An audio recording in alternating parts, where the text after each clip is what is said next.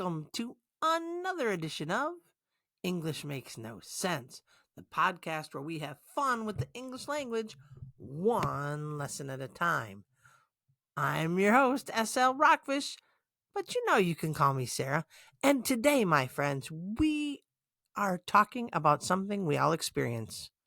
I'm experiencing a little of it now, and that is feeling sick and taking care of ourselves.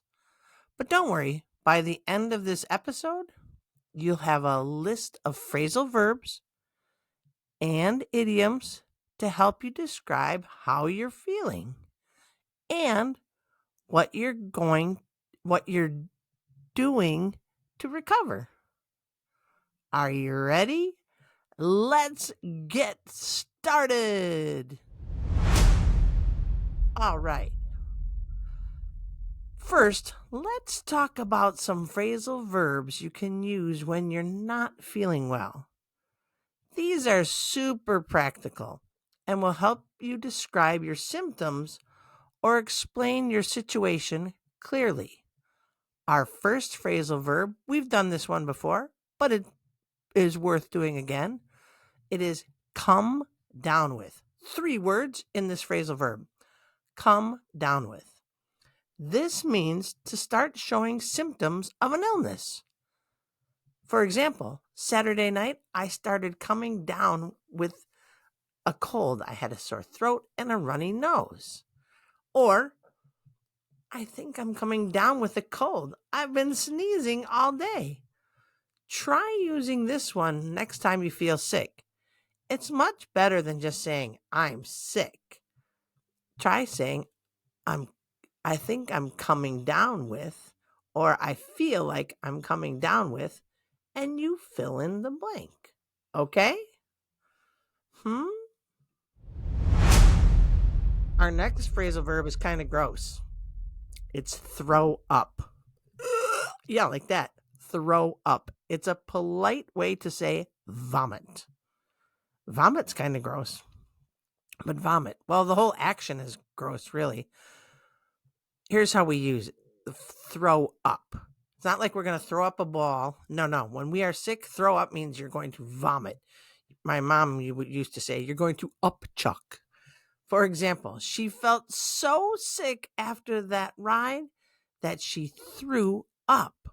Or, I think I ate some bad sushi. I think I'm going to throw up. Not the most pleasant thing to talk about, but hey, it happens. When was the last time you ever felt like you had to throw up? Our next phrasal verb is another 3-word one, and it is feel up to. Feel up to. Sarah, what are you talking about? Feel up to. Yeah, feel up to. We use it if you're recovering. You might use this to say whether you're ready to do something. For example, I don't feel up to going to work today. I need to rest. This one is great when you're politely declining plans because you need some downtime. You say, I don't feel up to it. Hey, you want to go out tonight? Bill and I are going to have a great dinner. We're going to go have some fun. You want to join us? Say, I don't feel up to it tonight. Got it? Feel up to. What do you feel up to today? Next up, we have fight off. We know what fight means. Boom, boom, boom. And off is the opposite of on, but fight off, this means to try to recover from an illness or stop it from getting worse. For example, I've been drinking tea and resting to fight off this flu. Actually, I've been drinking tea and with a lot of honey in it and lemon to fight off this sore throat I have. Here's a pro tip. Combine this with your favorite home remedies in a sentence. For example, I'm using hot tea with lots of lemon and honey to fight off the symptoms of the sore throat. Yeah, combine it with your favorite home remedies, okay? Now, we're going to do some idioms for feeling sick. Idioms? Yeah, we just did phrasal verbs. But today we're going to have idioms and phrasal verbs. No way. Way?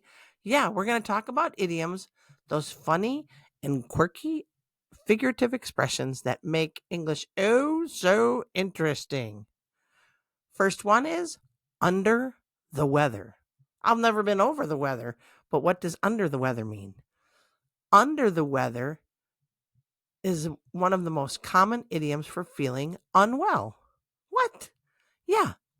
For example, I've been feeling under the weather, so I stayed home from work. Fun fact, this idiom originally referred to sailors feeling seasick. Oh, okay, that makes a little bit of sense. Under the weather. What weather? Doesn't matter. If you are feeling under the weather, you are feeling sick. Got it?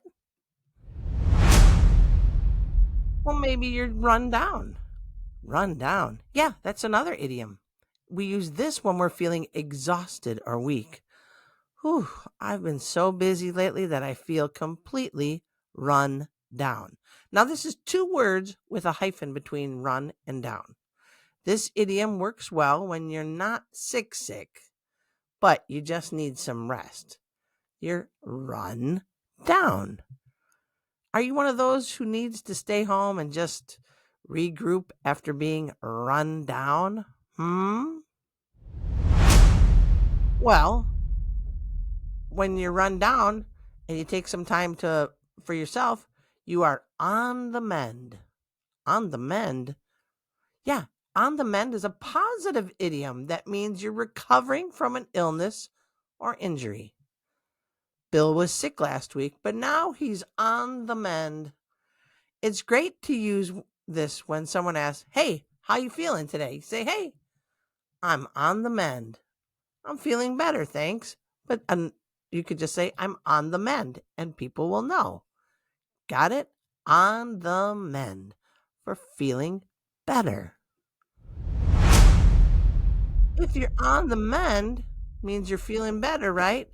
But once you totally feel better, you're fully recovered, then you, my friend, are back on your feet. Back on your feet? I didn't know I was off my feet. No, you were. Back on your feet means you're fully recovered. For example, am I glad to see Bill back on his feet after that nasty, nasty flu bug he had. Way to go. It's good to see you, Bill. I'm glad that you are back on your feet. Back on your feet is a nice way to express relief when someone you care about is feeling better. Now, we're going to put some of these phrases into action with a little story about self-care. What? Yeah, I thought I'd throw this in today. See if you can listen, and then we'll have a little activity afterwards. Are you ready? Here we go. Imagine you're starting to feel under the weather. You might say, I think I'm coming down with a cold. You drink some tea and take vitamins to fight it off. But unfortunately, you still feel run down. So you decide to take it easy and stay off junk food for a few days. After some rest, you're on the mend, and soon you're back on your feet. Now it's your turn. I'll say a sentence with a blank, and you try to fill it in with the right phrasal verb or idiom. Are you ready? I'm so tired and weak, I feel completely A, run down, or B, back on my feet. Did you say run down Way to go, winner, winner, chicken dinner. You are correct. If you said you feel run down, you are right. Let's try another one. I think I'm blank with a fever. I've been feeling hot and cold all day. Is it A, I feel on the mend with a fever, or B, I think I feel completely, oh, I messed that one up. I'm sorry. I think I'm blank with a fever. I've been feeling hot and cold all day. Is it A, I think I'm back on my feet with the fever, or is it B, I think I'm coming down with the fever? Think about it. What do you say? Did you say B, I'm coming down with a fever? Yay! You did it again. Way to go. Now, after a week of rest, I'm finally A, on the mend, or B, under the weather. Which do you think it would be? Think about it. Did you say A, on the mend? Way to go!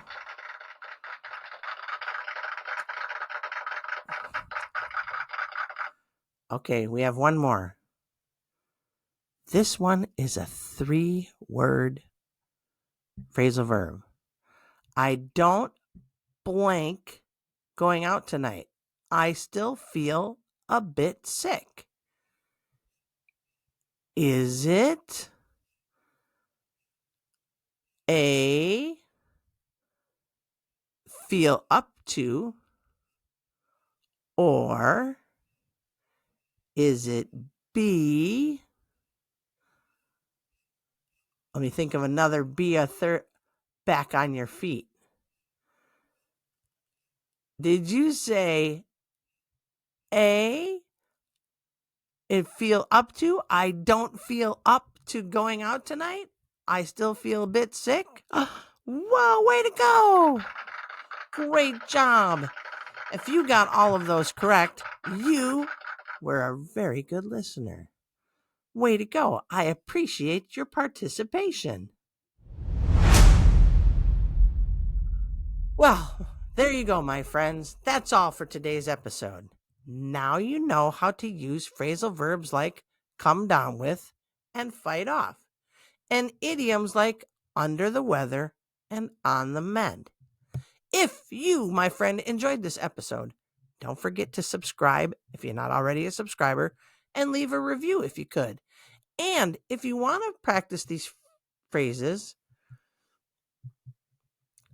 use them, rewind, listen to the quiz again, and I'll try to also have these up on the English Makes No Sense website for some free exercises and a few extra tips, okay?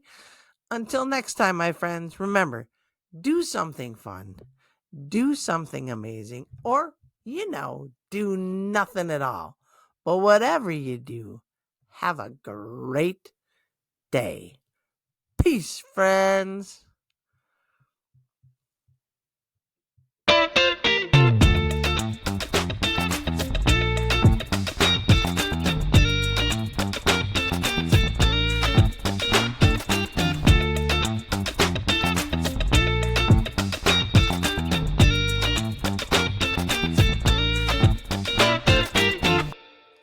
That's it, my friends. Thank you so much for listening. If you're going to watch it on YouTube, thank you for watching. And if you're listening to it and go, hey, you can watch it on YouTube? Yeah, you can. Go to the English Makes No Sense YouTube channel. All right?